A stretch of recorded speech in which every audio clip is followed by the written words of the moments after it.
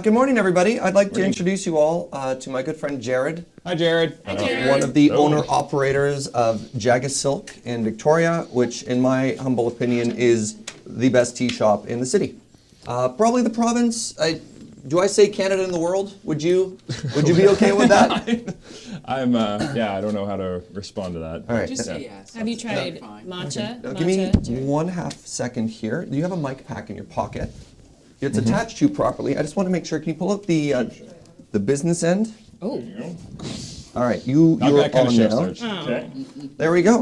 Okay. Did I manage to turn it off in my pocket? No, you did good. I have that talent. You did good. Double checked everything there. Excellent. Okay. So what are we doing today? Well, thank you for having me on again. Of course. Thank you for sponsoring us again. again. Love what you guys do. Last year we did a talk about the grinder and how we make tencha into matcha. This year we had this amazing opportunity to visit the fellow who cuts the chasen for us. And we found out this year that he's 24th generation. Whoa. So there's 24 generations of people who've been cutting a chasen. Family. Yeah. So for those who might not be familiar, what is a chasen? So a chasen is the bamboo whisk that's used for making matcha. So essentially it's made out of a single piece of bamboo. It's cut to length and then it is essentially quartered. They decore it. It's a 7-hour process. They do little tiny cuts. They peel it down to the right length. They separate a thick frond and a thin frond, and then they tie them separately with a little weave on the bottom here. I don't know if you can see that. We have a camera for that. Yeah, Excellent. if you have anything you want to show in fine detail and you trust somebody to hold it. This one. Okay, Let's show may off I? this one. Yeah. The one in the box sounds Sure. great. Yeah. So the weave is what holds it apart, and then to get that curl on the end, it's kind of like a florist's ribbon when they use the knife edge to curl it. They're going to curl it to get that beautiful shape. And then what this does is you have this perfect tool for essentially creating a microfoam that's so fine that it's like drinking whipped cream when you whisk correctly. Yeah.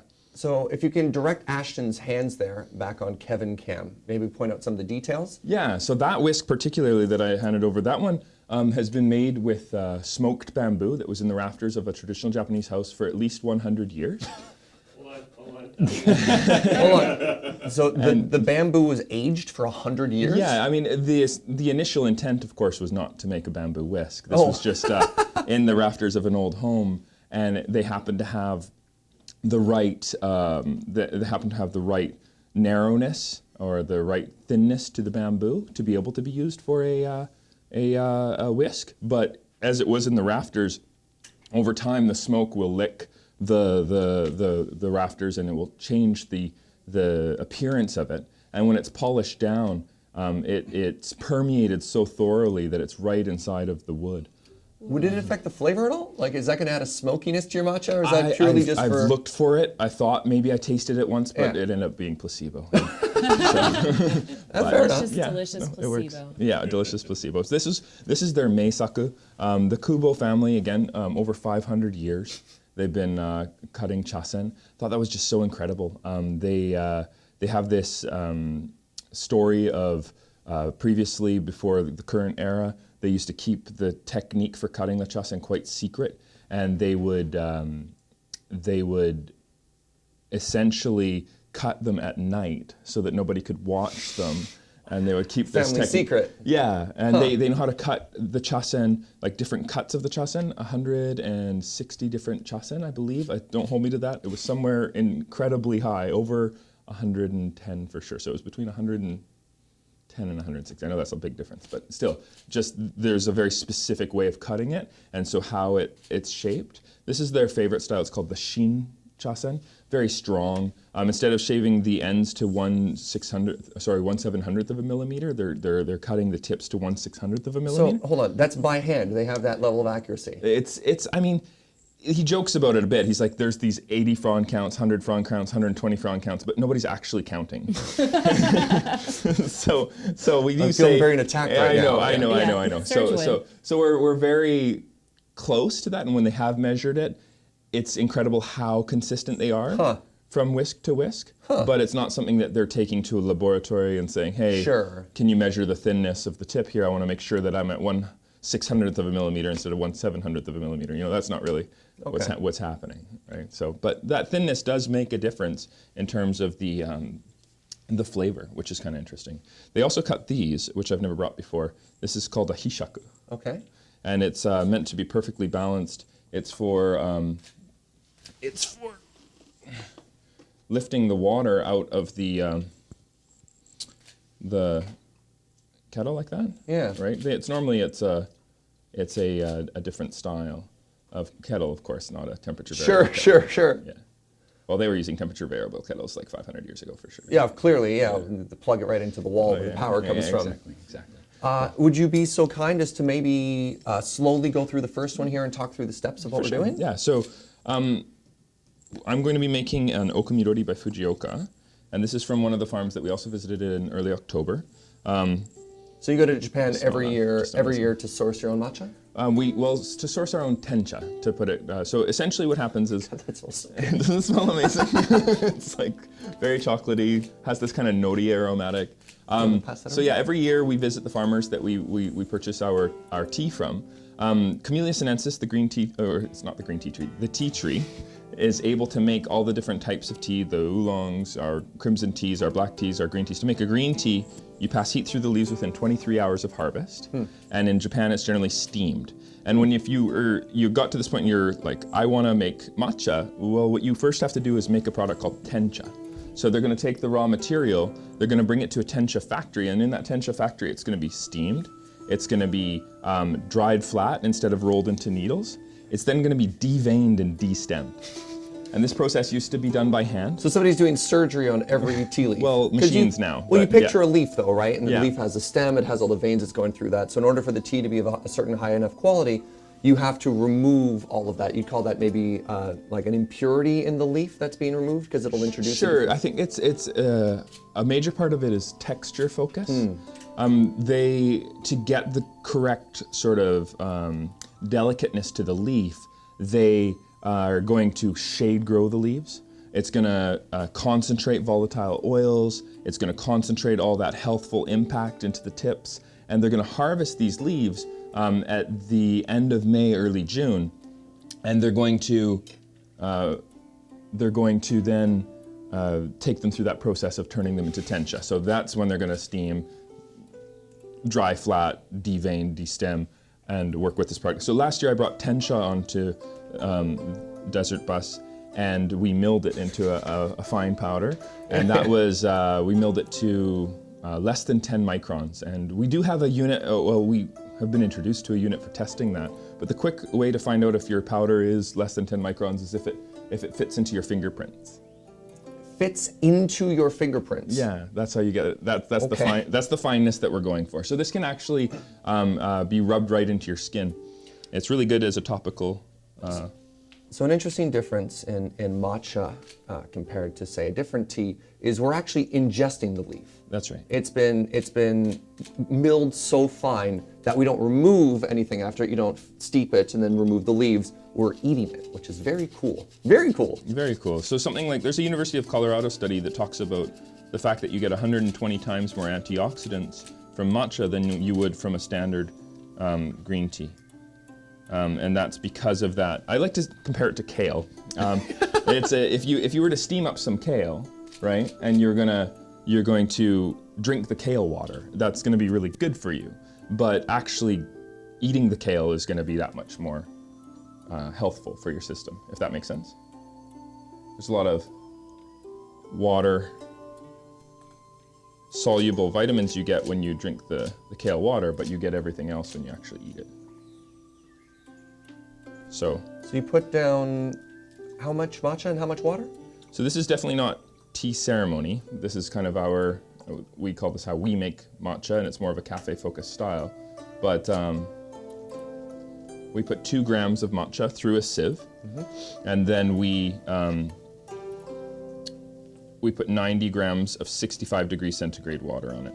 Could I interrupt you for half a second? Can I get you to move over to Kevin Cam so people can watch you whisk? For sure. I'm gonna make everybody move up the shot, but I think people would really like to see what this looks like. Sure. Over here. So Jared, I'd like to introduce you to Kevin. This is our eye in the sky. Oh, hello, Kevin. So what we're gonna do is we're gonna find a center point here. Okay. And then you'll roughly be able to line up the shot once we change over that direction. Okay. And then the only thing we'd have to watch out for is that you don't lean your head directly over it and obscure it. Okay. All right. So I'm going to submerge the tips of the whisk. I'm going to draw M's in it. Then I'm going to whisk vigorously to start to introduce air and build up a frothy foam. It's kind of like the difference between cream and whipped cream. For some reason, oxygen creates an incredibly interesting texture that your tongue loves and enjoys. How much technique is involved in what you're doing right now? It took me a year to be able to make a froth, but my wife was able to make a froth first try. So like, I think I just kind of suck, but with enough practice, I think the key for me was I learned that what was causing the problem was that I was whisking on an angle.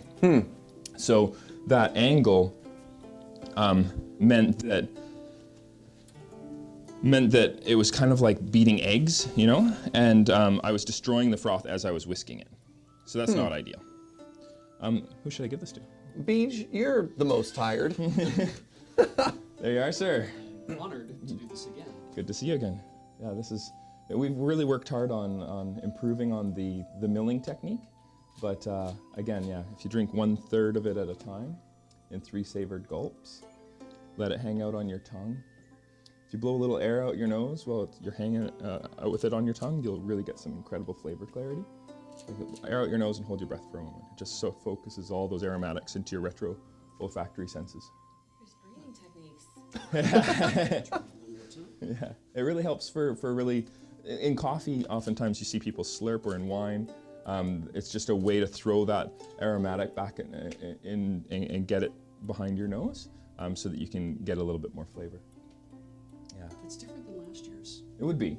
Yeah. It's a little bit, should be a little bit more almost vegetally sweet. Yeah, and it's, last year was, it's weird, it's a little grassier than I remember the one being last year. Okay. Yeah, like it's very, Exactly. and there's, I taste nuts. Nuts. Okay. Yeah. All right. Yeah. Cool. Yeah. Like a walnut. Yeah. Well, you are what you eat, right? No, it does. It's an increased, I think, nuttiness to it because we're milling finer. Okay. So as we've been able to improve on the technique, we found that we're getting different flavor characteristics that I think are brought out through a little bit more friction on the mill. It is using a titanium coating now too, whereas before it wasn't. And so it's kind of a new plate that we're milling our matcha with. Wow. And that's changed the flavor again. Wow. For sure. Yeah, it was quite fascinating. And is there any significance to the bowl? So these bowls, this one was made in Quebec. This was from a potter that trained under a Japanese potter in southern France. This is a Japanese potter who lives here in Victoria, named Harumi Ota. And essentially what you're looking for is, for a more traditional style, you'd have that squarish shape. And then, I don't know if you want to bring this over to that lovely camera, but inside there's it slopes a little bit. I don't know if you can capture that on camera, but it doesn't, essentially it's not too square on the sides. Like if you were to whisk in there, it's not going to break the tips off of your whisk. If you use a bowl that's too square, then it won't be ideal. There's also a gentle slope to the inside. Oh, there you go. You can kind of see it when you hold it from the side there. Yeah.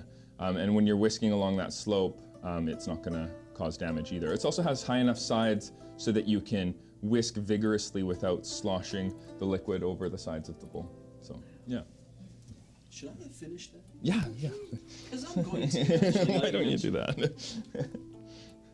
I know, be forewarned though, and I should actually post-warned, that you shouldn't eat or drink much on an empty stomach. Oh no, I've been eating a lot. Okay, good. Excellent. It's how I stay awake. Wonderful. Okay, and this too, perfect. I think too. Yes. Well, because it does speed up your metabolism. So if you are having a hard time with being really hungry, and then you have matcha, I've literally crawled across the kitchen floor, need a banana, eat the banana, and then I can recover and I'm okay. Just a little bit of that makes a big difference. But the reason why I want to drink it now is that it's going to give you 6 hours of fatigue relief. Ooh. Helps with mental clarity, memory retention. I figured that the best thing we could do for the team here is make you guys matcha to power your day. Yeah. We should start with Serge next. Yeah, Just so happens our shift is 6 hours long. Ooh, okay. Well, coincidence? Coincidence.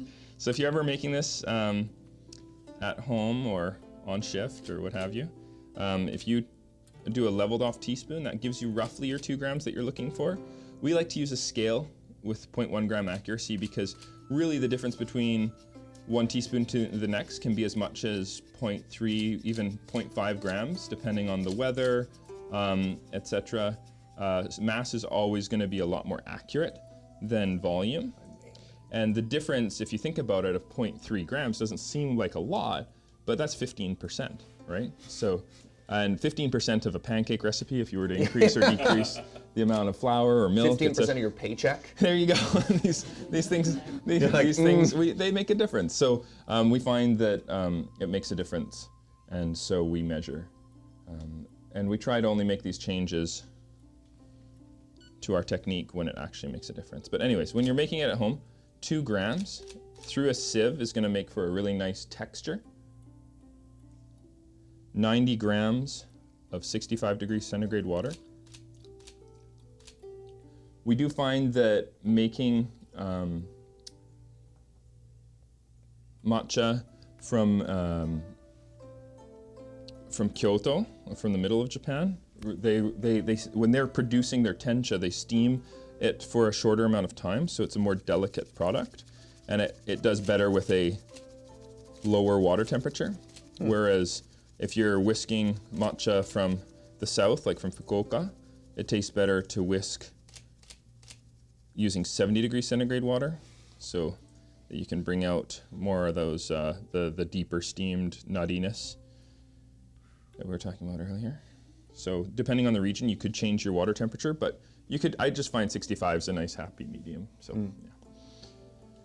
There you are, sir. Thank you, Ben. I do not want to tell you how I make tea. So what you're saying is we shouldn't be using a tea bag more than once. And you probably shouldn't just be using tap water. Well, you know, it depends on the tap water. If you're going to use a tea bag, I recommend tearing it open because the tea bag was invented by accident. It was Silk Sachet sent us samples back from China to England, and you had people just dunking the samples into hot water and drinking it as tea. It was just an accident, and it was just meant as a sample size. Yeah, it was just meant. Like, here's the amount of tea you need for this cup. Exactly. Instead of you should put this whole thing in water. Exactly. If they had just made it out of paper, no one would have thought to do that. Oh, right. So it was like putting the silica gel in there as well, but probably less toxic. Essentially. Okay. So you just what it does that's problematic is it blocks the botanical from properly extracting. So if you were going to do this with anything, like if you were going to put your coarse coffee grinds into a tea bag and try and brew that in a cup, you're not going to have as much opportunity for the extraction to happen.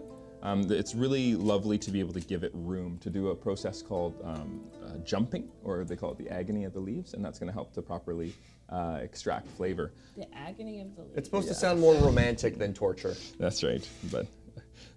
Romance, I get it. There you go. But really, I find that you can make things as simple as 2 cups and a sieve. That's going to make you a really nice cup of tea. It's just brew your tea in 1 cup, pour through a sieve into another. That's going to give the leaves some room to spin and properly extract flavor.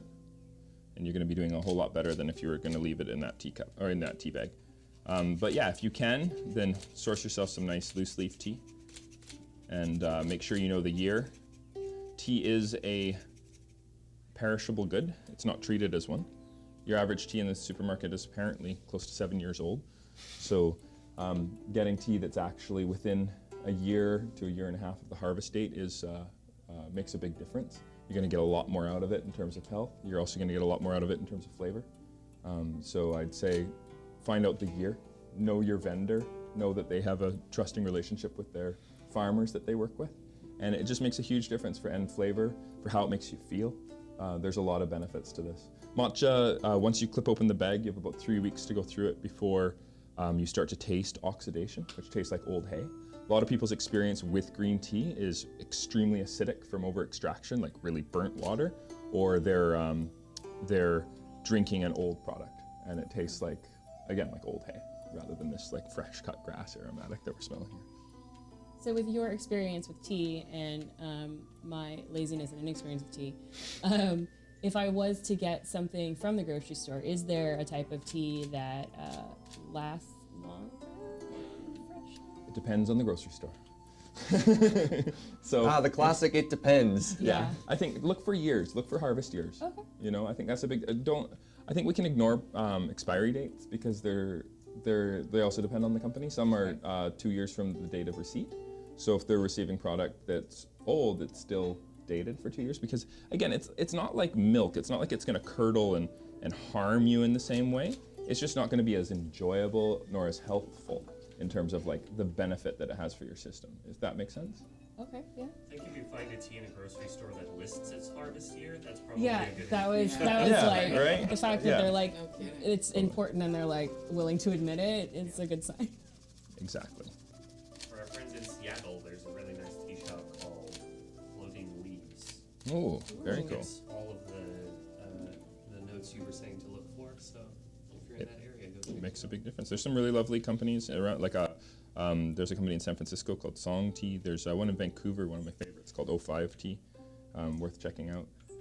There are companies that do this. They're not easy to find, but companies that are transparent with both the year of harvest, date of harvest, but also where they're buying from. I think it's really tells you a lot when you have that level of transparency, because it also puts us tea merchants on our toes too, because we have to, if we start to list the harvest year, then suddenly 3 years later, if I'm sitting on the same product, it's visibly old, right?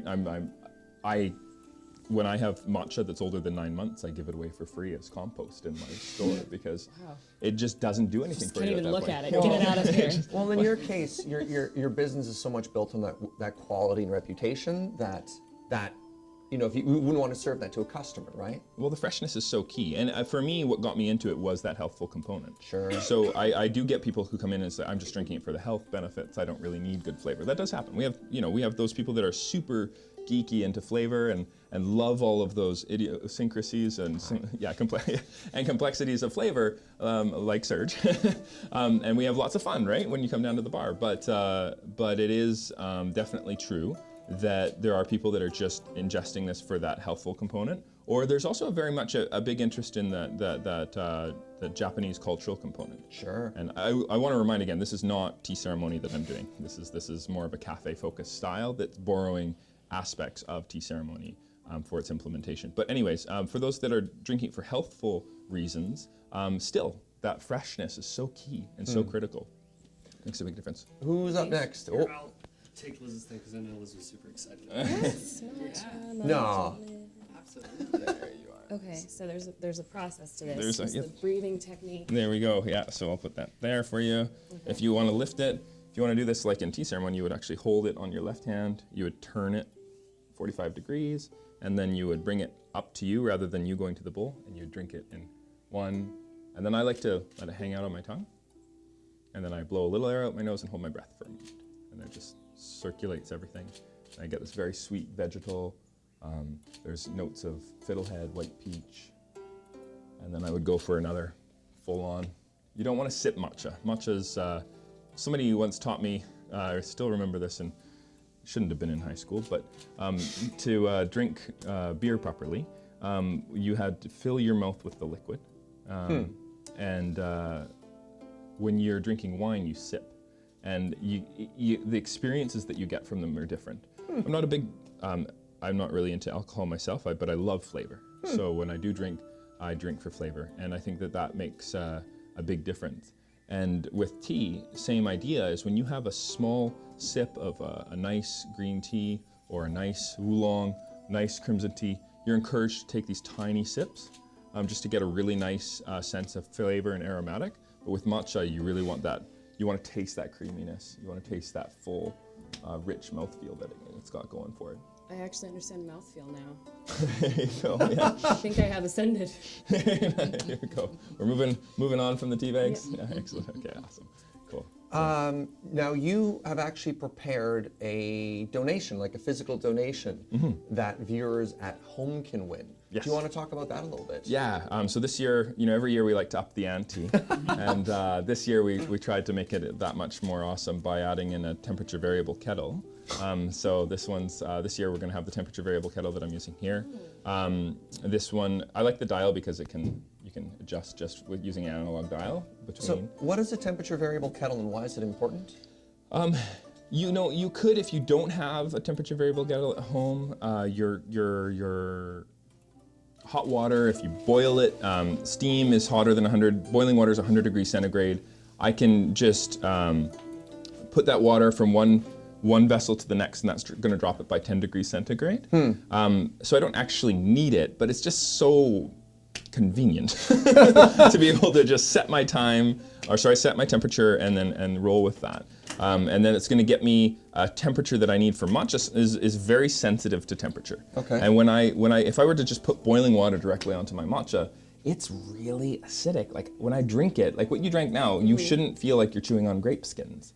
But when you have green tea that's really burnt, it will feel like there's sandpaper on your tongue, or there's this and a lot of people need to cut it with honey to just get that terrible flavor out of their mouth, and it's generally created from burning it. So you need to change your temperature depending on your tea. Not all green teas require 65 degrees centigrade. Like I was saying, region, Sure. The type of tea is going to make a difference. And it's somewhere between 60 and 80 degrees centigrade depending on the green tea. And what level of control, To the degree. to the individual degree, you can set that. You can set That's that, really cool. One question I saw, is that 110 or 230 volts? That's There's a plug. it's like a standard residential, so I believe it's 120. Yeah, 120. Be standard, yeah. Okay, 120. Yeah. So in the lot is going to be your very own temperature variable control kettle. You'll have also a chasen, a shin chasen, Okay. made by Mr. Kubo. He's 24th generation. His son is 25th generation. Amazing work that they put into their whisk. When you get just a regular whisk at the store, try to stay away from the ones that have a silica gel pack in them. That means that they probably have been sprayed with anti-molding agents. And so to find whisks that haven't been sprayed with anti-molding agents, pesticides, herbicides is actually a lot more difficult than we realized when we started. But again, similar sourcing ethic for our whisks as we practice for our tea. So yeah, you'll have a shin chasen. We also have a chasen naoshi made out of oak that's in the kit. Which one is that? That's this guy here. So in the photo, that's the ceramic mount you see on the left. But it's the one in the kit is going to be the oak one. Oh, So, okay. Yeah. So we'll. So the oak is going to have the.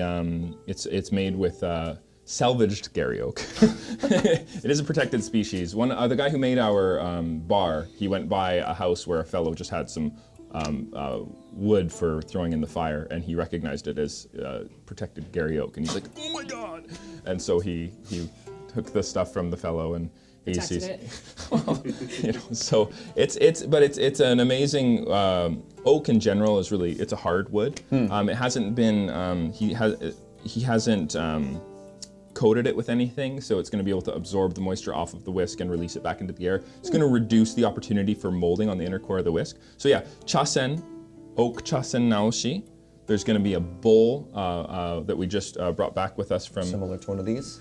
Similar to one of these, but every bowl is unique and different, so you get a unique and different bowl. Cool. But it's going to have the proper shape to be able to make a good matcha. It's also going to have a sieve in it. You'll have a chashaku, which is this lovely spoon for lifting the matcha out of the... You can use a measuring spoon, which is also in the kit, if that's your preference.